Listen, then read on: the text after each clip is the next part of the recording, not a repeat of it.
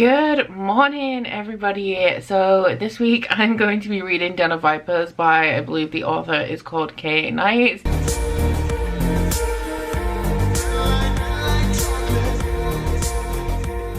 This is my Patreon pick for the month. It was Nikki's pick and I've heard some pretty wild things about this. Plot wise, all I know is that it's like a mafia romance, but I don't know if it is. You guys know I'm pretty new to romance and I don't know like the identifiers of each like subgenre and stuff. But the reason why this is like kind of a mafia romance is that it's about this gang called the Vipers, and this girl called Roxy, I think, is sold to them by her father to like forgive his debts. The reason why I'm not sure if this would be classed as a mafia romance is because the author is British, and I listened to a sample of the audiobook to see if I could listen to that, and it is like all Cockney voice actors. So I'm not going to be doing that because I get a little bit, I don't know what it is, if things are set in England and they're supposed to be something like a mafia romance, I just find it a little bit cringy and I can't listen to it. So please let me know if you guys do read a lot of romance, whether that would still be classed as a mafia romance with it being set in Britain and not being like the actual mafia. Like, does it have to be the actual mafia to be a mafia romance, or is it just like mafia vibes? Let me know. But I've heard some pretty intense, pretty wild things about this. People keep telling me something about balls on the table, don't know what that means. And then I've also heard that there's like knives and guns involved in like sexy scenes. So this vlog will be a little bit different because I have 5 days until the weekend vlog that I'm hosting, the 48-hour bookathon. So instead of bringing you guys a normal weekly reading vlog leading up to that, I'm going to be bringing you a spoiler vlog for this book. So yeah, do be aware that this will contain spoilers.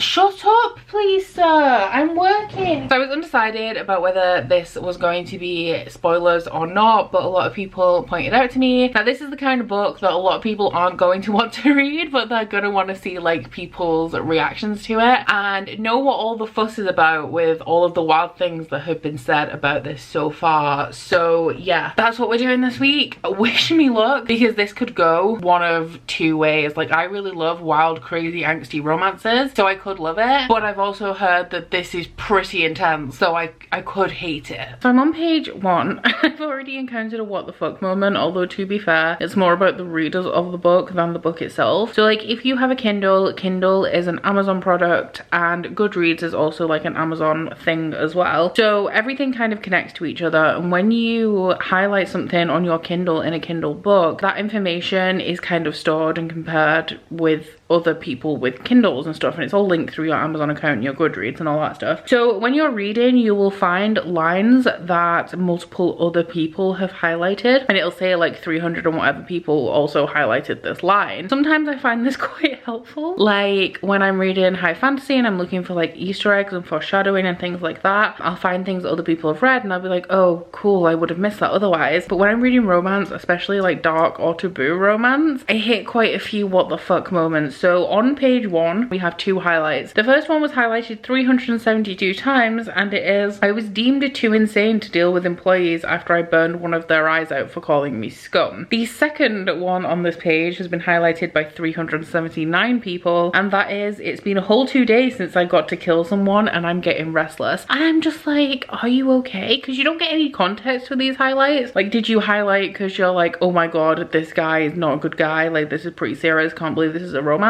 Did you highlight it because it's relevant information you might want to refer back to? Did you highlight it because you're thirsty and that's what gets you going? Like, please give me your context. Are you okay? And blink if you need help.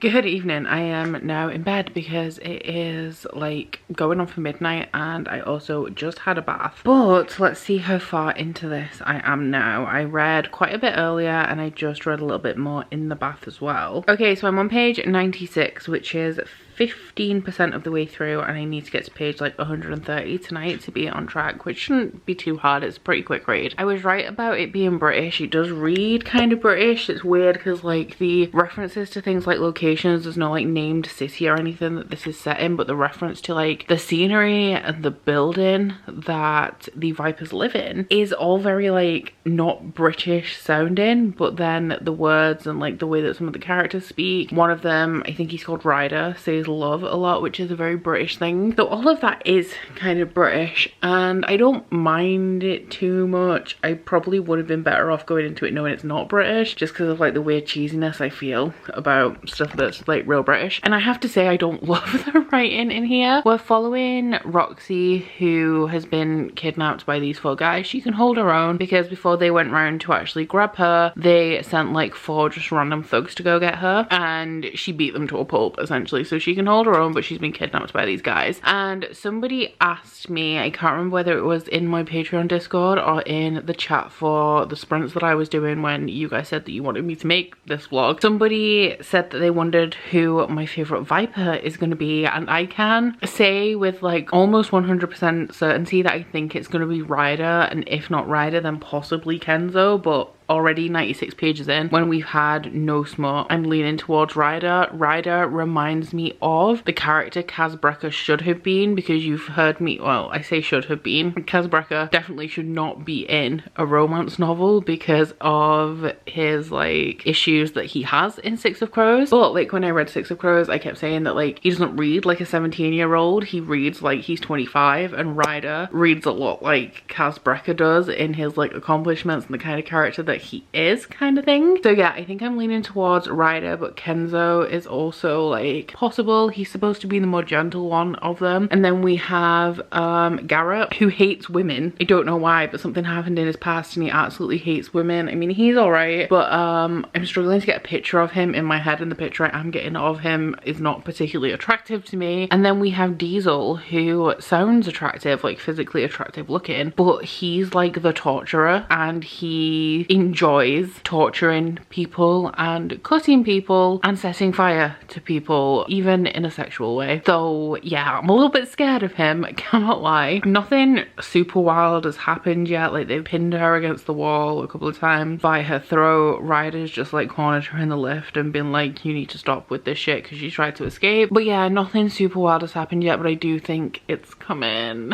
It's a 650 page book, you know, and I kind of want something kind of romantic to happen, because I went into this expecting a crazy smut fest, and it may still turn out to be a crazy smut fest, but because I'm not enjoying the writing and I'm not sure what kind of plot this is going to have, apart from like the weird reverse harem stuff that's going to start going on with these 4 guys. Yeah, I kind of just want the smut to kick in a little bit. I will say that nothing that has happened between any of the characters, even like the sexual tension that's been building, has made me really feel anything, apart from Ryder, because I do actually think I'm going to quite like Ryder, but the rest of them, not really feeling it right now. Have I been missing your letters? Did you write me at all? Or have I just forgotten how hard I fall? Is he stretching out your belt loops with his fingers and his thumbs, doing everything that I do? So I just got to a masturbation scene. I read the line, dipping my fingers in my cream. That ain't it. No, I don't like that imagery. So I'm 24% of the way through now. We've had the first sex scene, which was with Kenzo, and I was right about kind of liking Kenzo a little bit, but I do still think that Ryder is going to end up being my favourite, especially after the chapter I've just read. But I'm just not, like, I like it a bit, but the writing I'm not a huge fan of. I'm pretty sure I've just seen an instance of like a word that sounds like the word that should be used being used. The author used undisturbed instead of unperturbed, so I did pick up on that. It's also using like, British people insult each other a lot. Like generally with British people, if you are good friends with somebody, you will know because they insult you constantly, and they use like insults as pet names, like bitch, what do I call Ryan, like dick face and stuff like that. We've just passed the scene where she goes to see Tiny, who forges papers to try and get some information on this assassin that's after the Vipers, and the way that the insults were being used just didn't seem right. Like it made it a little bit too cheesy and over the edge. It was like every sentence was like, are you okay bitch? It feels a bit cringe, just like a little bit cringe, and I'm not sure, you know, if I like reverse harem stories. We've been discovering whether I do or not for a little while now. Have I read? I think I've only read 2 so far, so the jury's still out. But it's not because they're reverse harem that I don't like them or like I feel like I may not like them. It's because I like my romances to have a lot of sexual tension and build up between whichever character is going to be romantically involved. And with a reverse harem, you have like the two that I've read, this one and Captive of Wolves. There's 4 guys. This one is 650 pages. The other one was only around 300, but it doesn't feel like enough pages to have the main character building up this sexual tension with so many different love interests, because I definitely feel like I'm more of a slow burn fan than an insta love or like a quicker romance fan. So I'm on page 247. I've just hit the 40% mark, and I think I get what the point of this book is now. Roxy is there to fix them all, because they all have inner demons, they all have issues that they're not dealing with, and honestly every character in this book just really needs to go to therapy. The point where I'm at now, she's had a little bit of sexy time with 3 of the 4 of them, and the only one she hasn't had any sexy time with is Diesel, who's the one that's like really into knives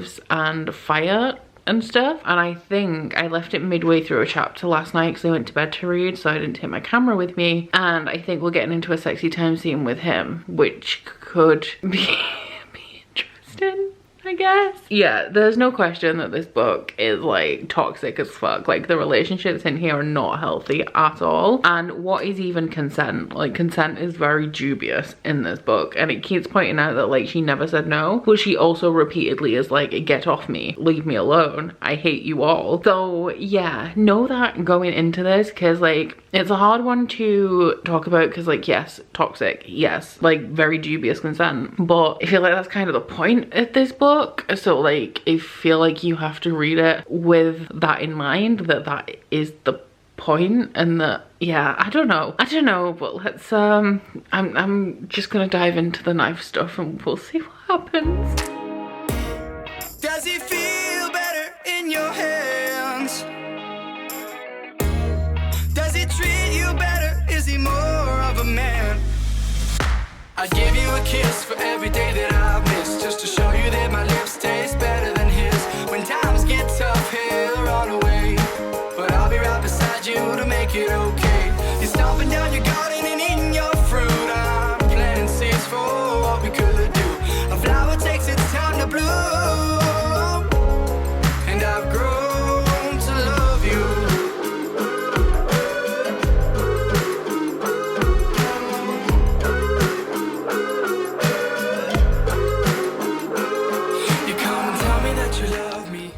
So I finished the chapter with the knife guy. I don't even think that that's the worst that this book has to offer, to be fair.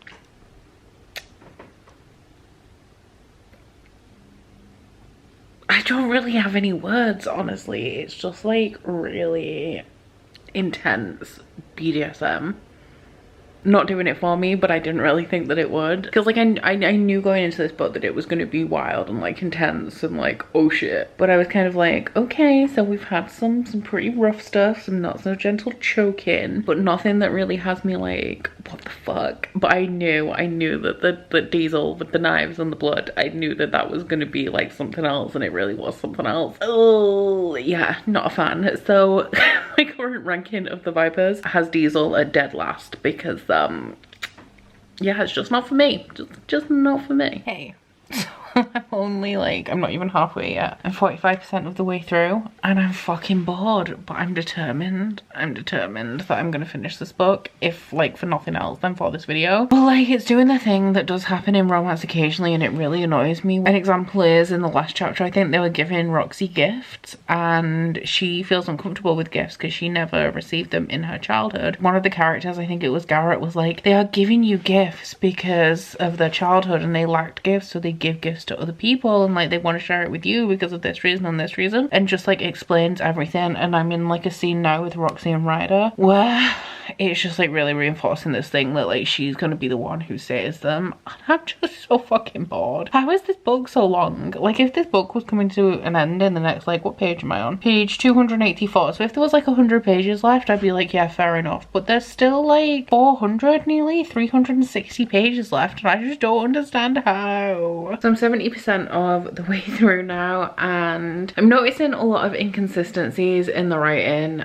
There was one quite a while ago, it was like much earlier earlier in the book, but Ryder is unbuttoning his shirt and rolling up his sleeves, and he gets up and he says, I'm gonna go to the gym. And Roxy notices that he's covered in tattoos, and she's shocked that he's covered in tattoos. And then not even that long afterwards, he rolls up his sleeves or something, and once again she's shocked that he's covered in tattoos, even though she'd already seen them not too long before. The one that I just picked up on is that Garrett mentions at one point that there are 5 people that he cares about in the world, but there aren't 5 people that he cares about in the world, because the whole point of the Vipers is that they only have each other. They all have like pretty rough childhoods and stuff, and there's 4 Vipers and there's Roxy, so that's 5 people in total. So there aren't 5 people that Garrett cares about, there's only 4 people that Garrett cares about, and it's just annoying because I'm noticing it. I'm really sad about this because I think that I would like this book or a story that is very similar to this if it was one, better written, because everything's just kind of cheesy and nothing is surprising me. The plot is actually happening now, and Roxy just got kidnapped because the whole plot of this book is that there's like a gang war between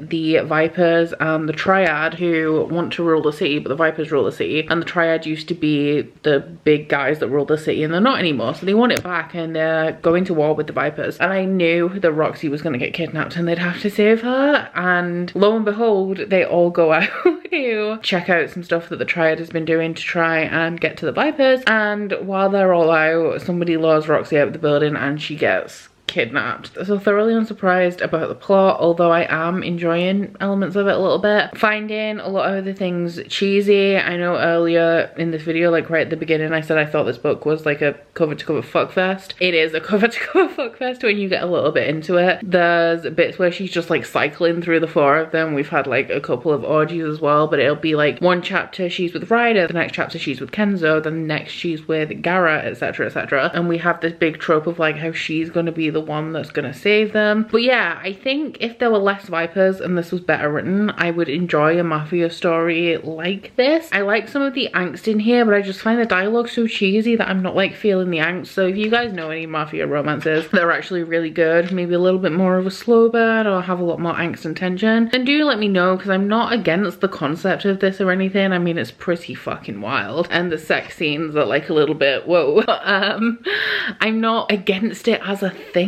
I just don't think it's been well done, which is sad. Okay, so we are going on for 5 p.m. on Friday. Now there's a couple of minutes till 5, 7 hours until Bookathon starts, and I still have 23% of this damn book to read. I am determined I'm gonna finish it before Bookathon starts. The only problem is that I still need to make dinner, chill out, sleep, get ready, and start my vlog, and then set up for the first live sprints of Bookathon. I will say that of what I've just read recently, we're kind of in the plot now where they're trying to get Roxy back. I did really enjoy the chapter where she was being tortured, just because of how like sarcastic she was to the person who was torturing her. Really enjoyed that, but like now that she's been rescued and they're all together again, they're really annoying me. So I think it is actually the romance in this that I like the least. It's just like really cheesy and unrealistic when all the characters are together and they're saying like the weirdest things to each other, and I'm just not a fan. But yeah, let's see if I can smash through the last 20% of this. I'm hoping I can, but that is still like 130 pages, so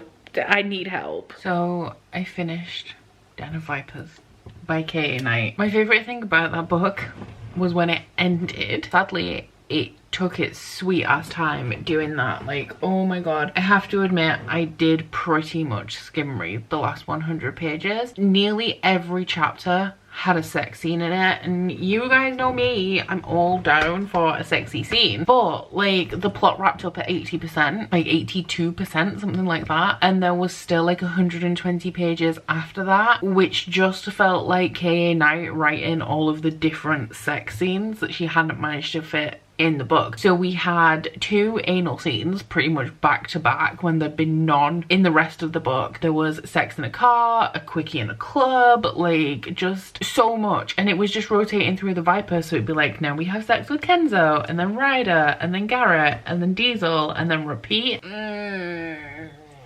It all feels real cheesy as well, like the romance, the feeling between them, I just didn't feel it. The sexual tension, there pretty much was none after the first, like, what was it, 100 pages before the smut started. I would say that the first sex scene was decent. It wasn't great, but it was decent. And then it was interesting kind of because like all of the Vipers are different, they've got different kinks and stuff, so it was interesting finding out like what kind of kink each one had. But then it was just like repeating, and it was just, I never thought that I would be sat here saying the book has too much sex, but there's too much sex in this book. There's too much sex, and I was gonna say it's sad, it's not sad, because there were lots of things about this book that I didn't like, but the conclusion of the plot, what little plot we did have in there, was good. I enjoyed that. I don't know because I've only had edited like half of this so far, but I think I did say that I was enjoying the conclusion of the plot. But then when the Vipers turned up, it got really annoying again. Things that I like about this book: the conclusion of the plot, Ryder, to a degree, he's the best of the 4 Vipers. Like I said at the beginning of this, I was asked, or people were wondering who my favorite Viper would be. My favorite Viper is Ryder, but the bar's really damn low there, so it's not like a big compliment to say he is my favorite Viper. He had huge potential to be a character that I loved, but in the end I just didn't really love him all that much. But he was a little bit sexy, he was a little bit hot, I'll give him that. And yeah, I did skim read pretty much the last 100 pages. Not skim read, I did read them, but just kind of like quickly, and I was just zoning out in the sex scenes, and I get like a page later, realized that I hadn't really paid attention to the smut, and then just could not be bothered to go back and reread it. So there was like, we'll call it skimming. I was just zoning out and not bothering to go back and figure out what I'd zoned out on. I gave it 2 stars. I gave it 2 stars, and I actually can't believe that I dislike it this much. There's like many issues that you could have with this book. I've already said the consent is like dubious throughout the beginning of it, and then I mean, I'm not super knowledgeable about things like BDSM and can't lie. Some of the things was literally like not even torture porn, apart from it was torture porn, but literally, because it was like torture and porn, and I wasn't feeling it. And like I said, I don't know too much about things like BDSM, but some of the things that was happening, and this girl is like screaming and having the time of her life, and I'm like, are you sure? Like, can you enjoy this? Is it possible for people to enjoy this? Because it just feels like a little bit too far, like a couple of steps too far for me to believe this woman actually enjoys this. And she really does, like she really does. She's a screamer, let me tell you. I can't even like review this. I thought that the outcome of this, like I thought I would have opinions regardless of whether I liked it or didn't like it, but the one thing I did not think that I would be saying about this book is that I was bored. I was so bored. We're now the week after I was supposed to have finished this log, so it's taken me 8 days to read this book, and yeah, it's 630 pages, so it's big, but it's not like it's romance. I don't normally read romance slowly, I'm normally real into it, and it just took me forever. I have been procrastinating all day on finishing this book because I knew I had to do it today, and I just did not want to, so I have literally been doing everything in my power, including working for more hours to put off finishing this book. And I just really, yeah, I did not think that I would be sat here now telling you that my main issue with it is that I was bored. There was too many sex scenes, the writing wasn't very good, the love between them all wasn't believable, and it felt kind of gratuitous in terms of like, let's just see how many really weird and shocking sex scenes we can put in one book with a loose plot to string it together, and then when we wrap up the plot we're just going to keep going with these wild sex scenes just to make sure they're all in this book before we wrap it up with a really crazy 5-way illegal wedding that we kidnapped a judge and forced it to do. And then after the plot concluded, they all just went to kill her dad, including her. Like, they all just went to kill her dad, and it's like, it wasn't really necessary. You didn't really have to go kill your dad, and there was no reason for them to even do it. He hadn't even done anything. Like, yes, he sold her to the Vipers at the beginning of this book, but he hasn't been in the book since then. He's just been chilling, doing whatever the fuck it is that he does. And then right at the end, after the plot has wrapped up, they just go, why don't we just go kill your dad? Because you don't like him very much and we like you a lot, so shall we all go kill him? And then they do. So yeah, that was a wild ride. 100% would not recommend. Would be interested in some Mafia romance recommendations if you guys have any, because I'm interested in the concept, but I would like it to be well executed. Still don't know if Reverse Harem is for me. I've read 2 so far and I haven't particularly enjoyed them, but they're not books that I've been recommended for how good the Reverse Harem aspect is. So if you have recommendations for Mafia romance with no more than 2 men, please let me know. Or a love triangle triangle. Like a love triangle doesn't count as two men. Like if we're gonna do poly or like any type of reverse harem kind of situation, multiple lovers, no more than two men. I can't handle any more than two men. I'm surprised anyone can actually, because they're a bit of a pain in the arse literally in this book, actually literally a pain in the arse in a couple of chapters towards the end of this. But yeah, I think that reverse harem may actually just not be for me unless it's written well. I may read some more Katie Robert actually, because I really like her writing of smut. I don't mind poly, like books with poly relationships in, but if we're going to do any kind of reverse harem, I might have to look to Katie Robert, because I know that she can write some good smut. So if anyone's going to be able to do it for me, it's going to be her. I kind of wish I was vlogging when I was reading this last 100 pages, but I just really wanted it done as soon as possible. But I was reading it in bed and Curtis was in bed reading ACOTAR, and I just kept sighing, and at one point I literally said, not another fucking sex scene, as we went into another fucking sex scene. So yeah, that's it. I hope you've enjoyed this vlog. If you've made it this far, I don't even know how it's going to turn out. Please do not read Den of Vipers. I mean, do it if you wanna, but I would not recommend. Thank you to Nikki for making me read this book. At least I've read it now and I'm not curious, because I actually thought that it sounded good from the synopsis, and I like my wild out there like dark shit, so I thought it had potential, and now I know that it doesn't. I hope you've enjoyed this vlog if you've made it this far. If you have, please don't forget to like if you liked it, and subscribe if you wanna, and I will see you guys next week. Bye. Oh, you bite your friend like chocolate.